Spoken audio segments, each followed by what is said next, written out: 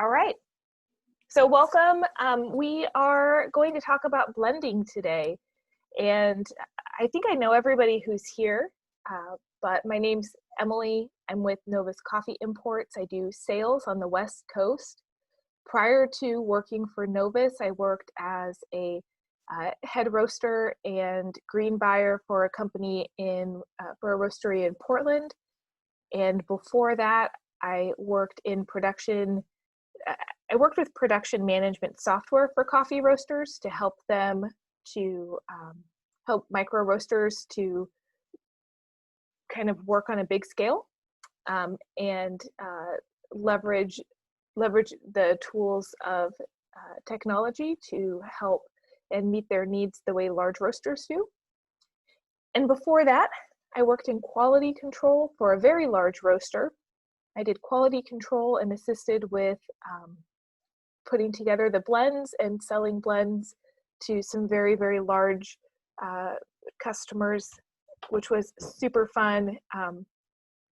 I think blends are I think they're often used, but I don't think they're as well leveraged as they could be by coffee roasters. So we're going to talk a little bit about some of the methodology with blending, as well as then going and talking about how you can leverage blends to drive sales. Okay, so we'll get started. So first of all, why blend, right?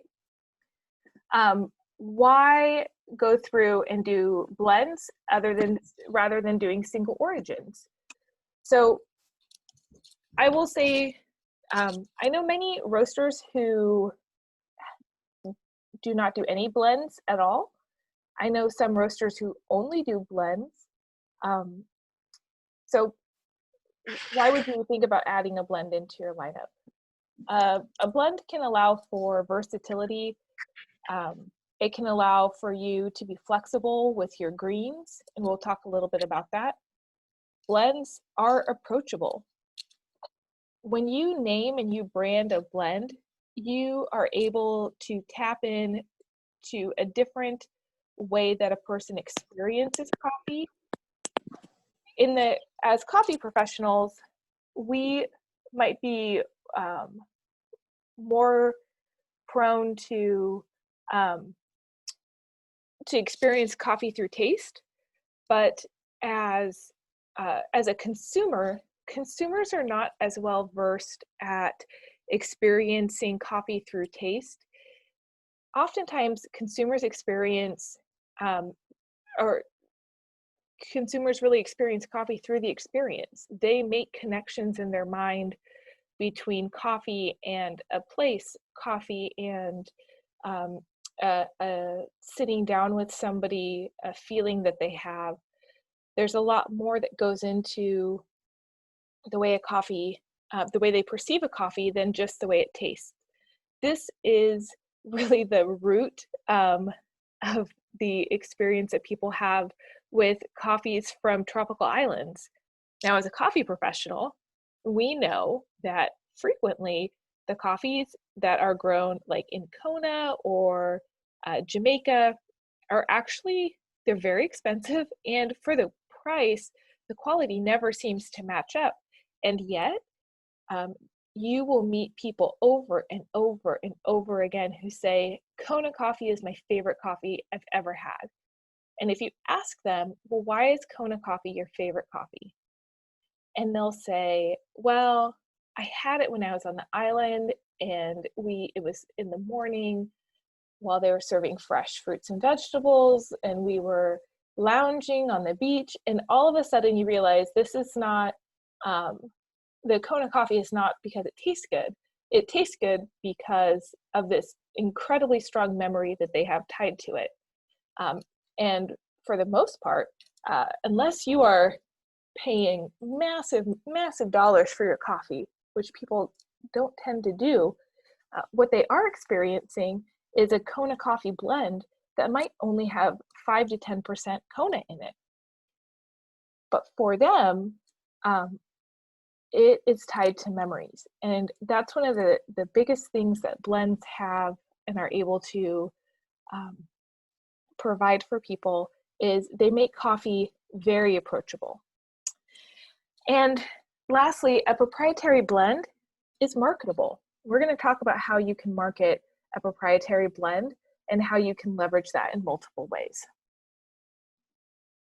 So first, let's talk a little bit about blend methodology. There are 3 different ways in general to do blends. The first is to do a post-roast blend, which is where you have 2 coffees that have each been independently roasted and you combine them together. So that would be considered a post-roast blend because it's done after the roasting. The next is a pre-roast blend. A pre-roast blend is where the green coffee components are combined prior to going into the roaster, and they all roast together and finish together. So that is your pre-roast blend.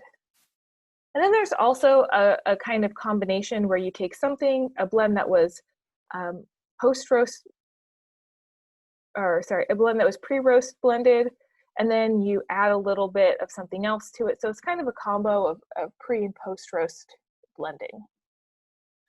So pre-roast blending, as I said, blend components are combined as green. They're put together in the roaster.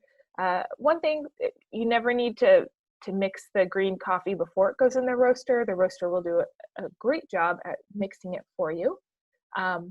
The coffees are roasted together as one profile. During this, the flavors tend to homogenize a bit in the roaster. They all kind of mesh together, or some people might say stew together.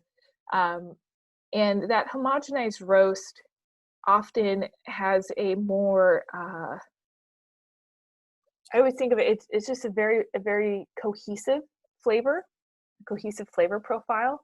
A homogenized roast would also allow for a more even extraction, as all of the beans, if you're using a similar density, similar bean size, those beans are going to extract very, very evenly for filter or for an espresso. So that's really nice. It's an easy way to blend. But with that, when you get that homogenized roast flavor, you oftentimes may lose a little bit of the independent character of some of the blend components.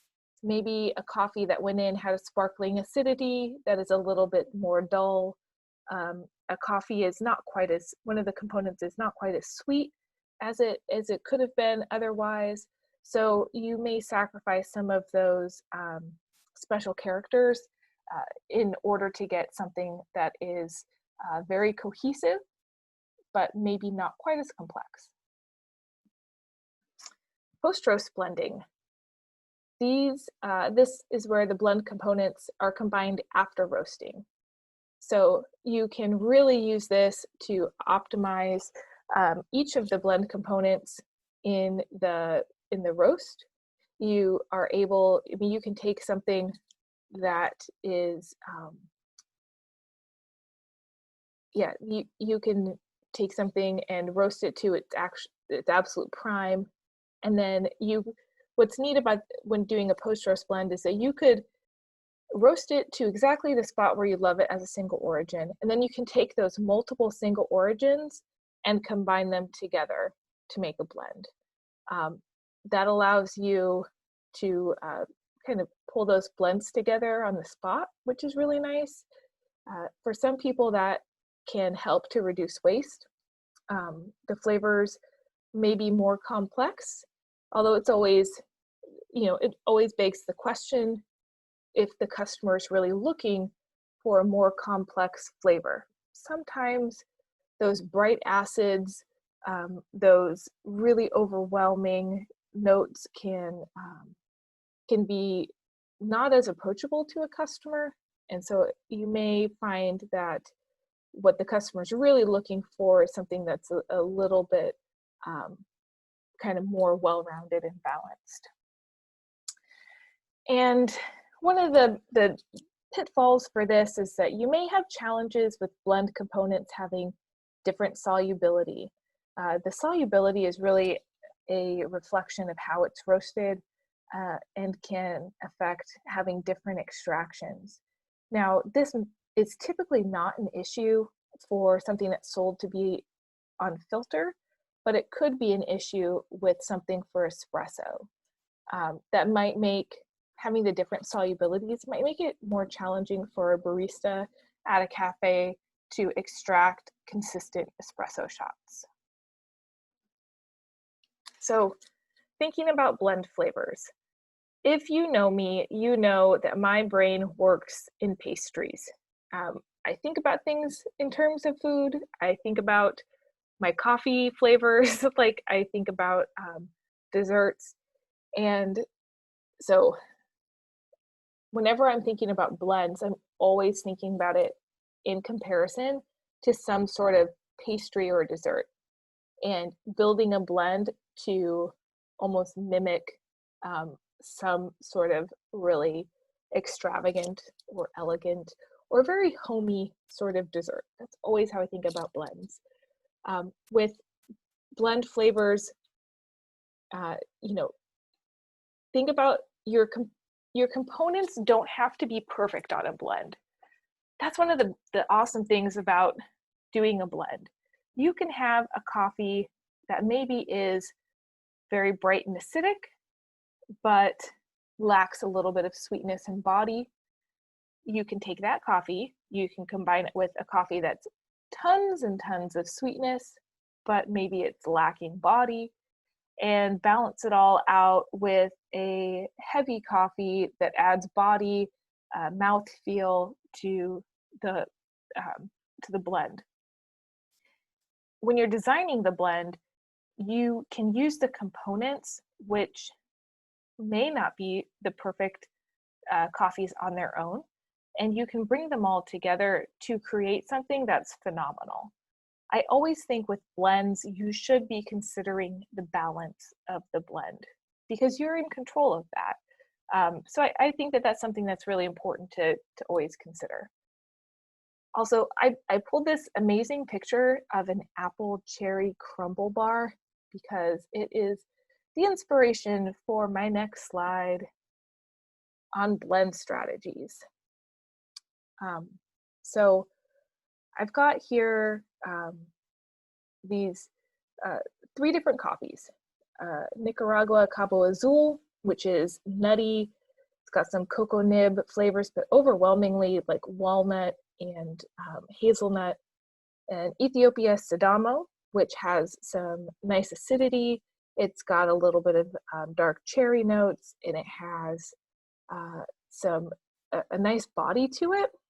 And then a Sumatra triple pick, which is spicy, herbal, very, very heavy bodied. So to me, this is just an example of something that I might think of doing for a blend. Now with this, you can also think about each of these coffees individually in terms of light roast and dark roast. You could do a Nicaragua blend that is a blend of light roast and dark roast, right? Like that could be a blend all in itself.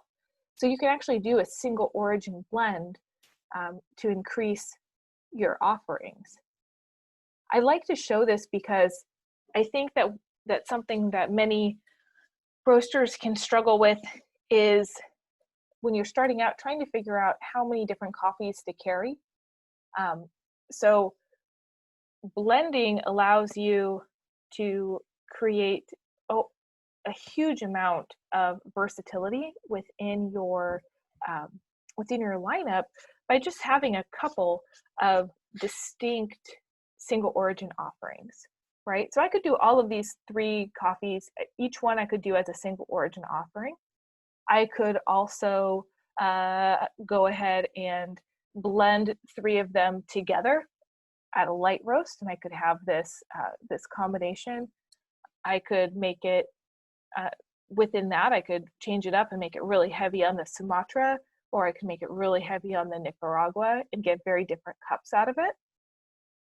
I could also take these 3 coffees and I could do a pre and post roast blend where maybe I pre-blend the Nicaragua and the Sumatra together, and then I go ahead and do a little bit darker roast of the Ethiopia, and then blend that all in together. Okay, so that's just another idea of how to do it. Another awesome thing about blends is that what you put into a blend is proprietary. You don't need to disclose to anybody how you're creating that blend. That's a very, having a proprietary blend is a very common, it's a very common thing within the coffee industry. So don't feel pressured if a customer wants to know everything that's in the blend. It's okay to say that that's proprietary. I think that's very common. So with having a blend that's proprietary, you might find that you start to, with a blend, see a little bit of challenges with one of your single origin offerings. So for instance, this blend we have here has 3 different harvest or arrival times that you would see. So the Nicaragua is going to come in fresh in May, the Ethiopia in late summer, June, July, and or July, August, and then the Sumatra in the fall, right? So these may not all be fresh at the same time. But what I could do is, knowing the cut profile of the Nicaragua, I could go ahead and I have this blend right here. I could go ahead and take out the Nicaragua and substitute in something that has a similar cut profile that may have that may be fresh. So while I'm waiting for fresh Nicaragua to arrive in May, this Vietnam arrives in February, and I could swap that into my blend and maintain the characteristics of the blend for the customer while also increasing the freshness, right? So I've just increased the quality on my blend by being able to swap things around a little bit. So the next part, I wanted to just talk a little bit about leveraging blends for sales. Okay, so you have a blend. Okay, this is our blend, and it is an awesome blend. It is best coffee, #1, everyone's favorite blend. Okay, you drink it every day at home, you quality control it all the time at your facility. It's amazing.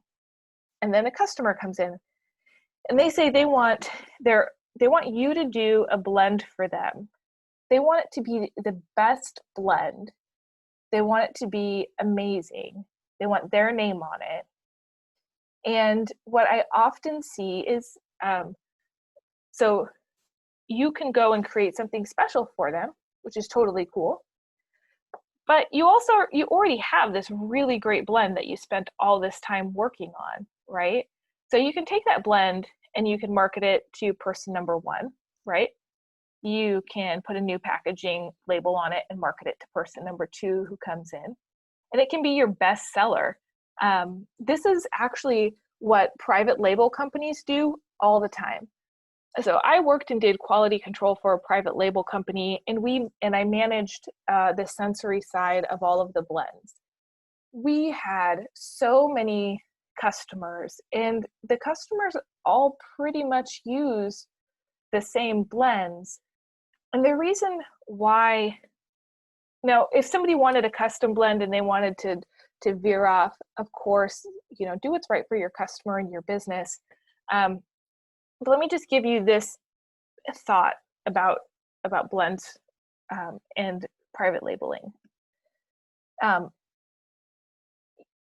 Your blends are proprietary, right? With that, you have this flexibility where you can move things around a little bit on seasonality, because you're the expert. You're the expert on the coffee. You are the expert who knows about what coffee is coming in fresh, what's the best coffee, how coffee is priced. when a customer comes to you, they're coming to you for your expertise in roasting, as well as green sourcing and green management. And so with that, I think that's, sometimes you have to ask a customer to trust you, that you're going to put something wonderful together for them. When you are using a set of blends, and that set of blends is being maybe packaged in different packages, so like this one blend that's getting relabeled multiple ways, that blend that you are using in multiple ways is actually probably one of the coffees that you have that has the highest and most superior quality control out of all of your coffees.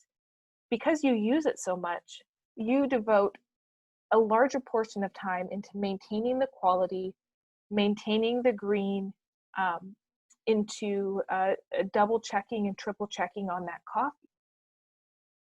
I have in the past also seen people, or like large companies, and they'll do a blend for everyone. And I look at their website and I see 30 different blends. And to me, what I think about that when I see that is, how do I know which is the best blend? Are you trying, like, do you roast all of those every week and then you try all of them? And as a roaster, I think, man, if I had 100 blends to manage, I would go back. I wouldn't know what that's supposed to taste like. I might taste it when it comes out and think, that tastes good. Does it taste like the last time I roasted it 2 months ago for this customer? I really don't know. I don't roast it that much. I don't do quality control that often on it. However, when you have a blend that is like your core set of blends, you definitely know what those taste like. And I think that is a real advantage to the customer, to have, you have a smaller selection of blends because you're offering a superior level of quality control that other roasters may not be able to offer. And then the other thing is that this offers you a lot of price point control when you're working with these blends, because you're not having to keep one-off coffees in order to use in the blend. You can work with a smaller amount of green coffee. You can move through it quicker and ensure freshness. And you can also use the scale of which you're purchasing the coffee to ensure that you can meet the correct price point for that coffee, right? So you have a lot of control to ensure in the quality of the coffee, the price of the coffee. So I think that's a really good, that would be my kind of reasoning why I think this is a good way to approach the private label coffee. Okay. And this is kind of our last slide.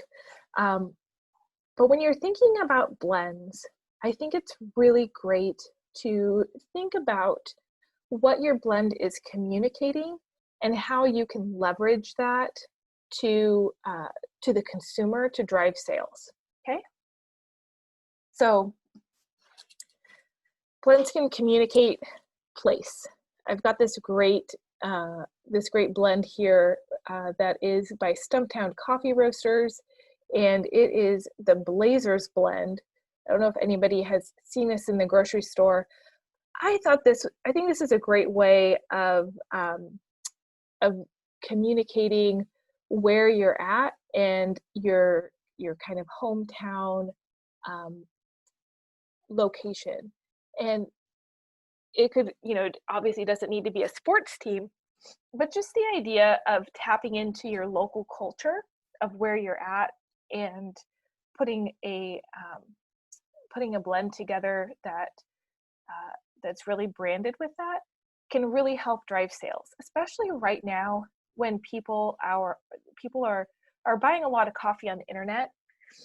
If you're thoughtful about how you approach your blends, you can help connect people to things that are important for them, and also like the way that they experience coffee.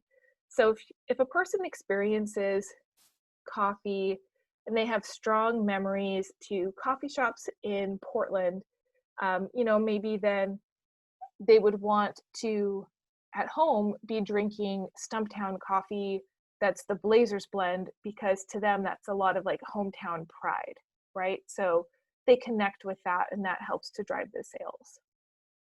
So that's the first one. Blends can communicate place. Blends can communicate emotion.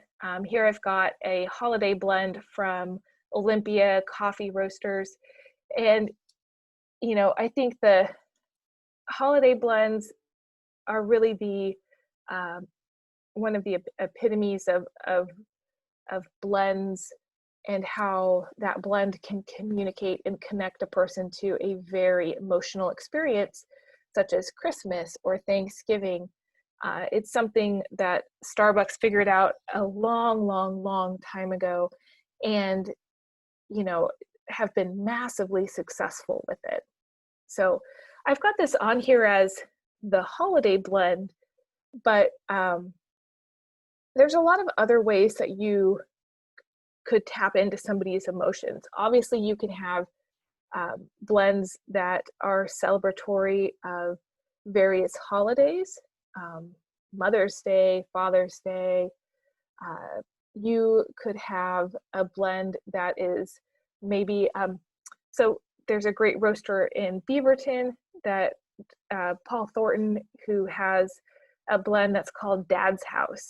And Dad's House is, if you talk to his kids, Dad's House was always the place that had great coffee.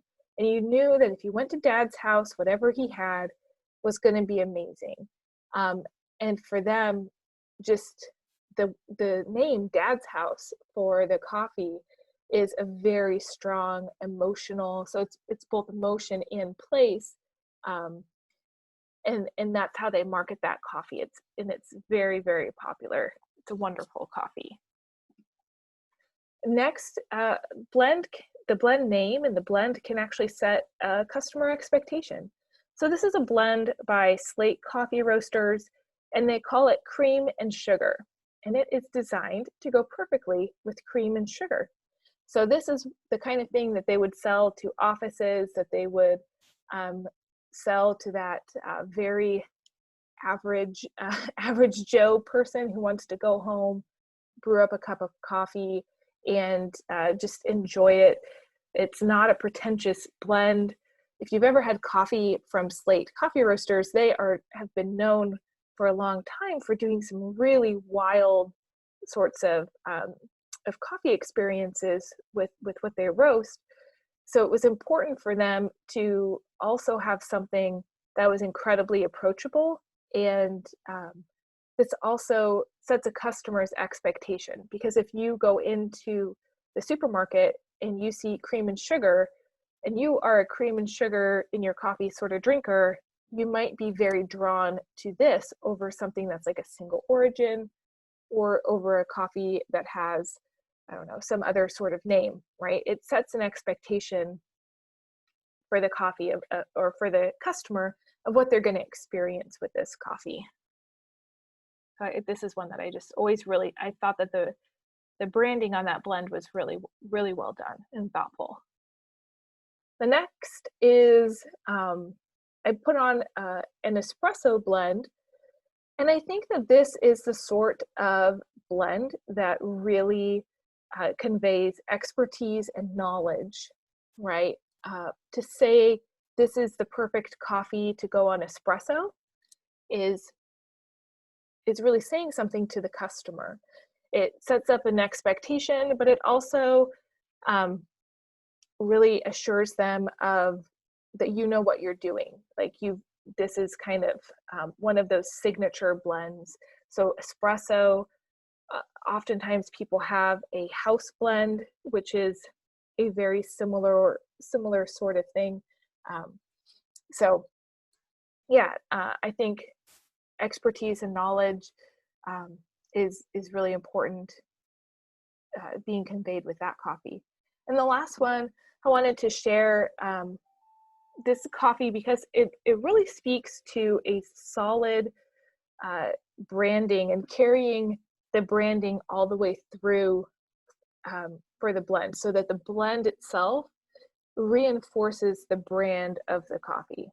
So so this is a coffee from Fundamental Coffee, and it is called Double Indigo Blend. And the reason why I thought this was a great example is the head roaster for Fundamental is actually also our director of coffee. His name's Scott. And if you ever see Scott, Scott is always dressed to the nines in the darkest indigo jeans I've ever seen in my life. And so when I see Double Indigo Blend, I think it is a perfect representation of Scott. It is a perfect representation of Fundamental, and it really reinforces his branding. It reinforces. He's got the label. It's hard to see here, but it's a very dark navy blue. So the label is reinforcing the blend name, and all of that ties into that Scott does a lot of in-person selling for his coffee where he's actually there. So this blend really goes back to reinforcing the brand that Scott has built. So a blend can go back and reinforce and strengthen your brand.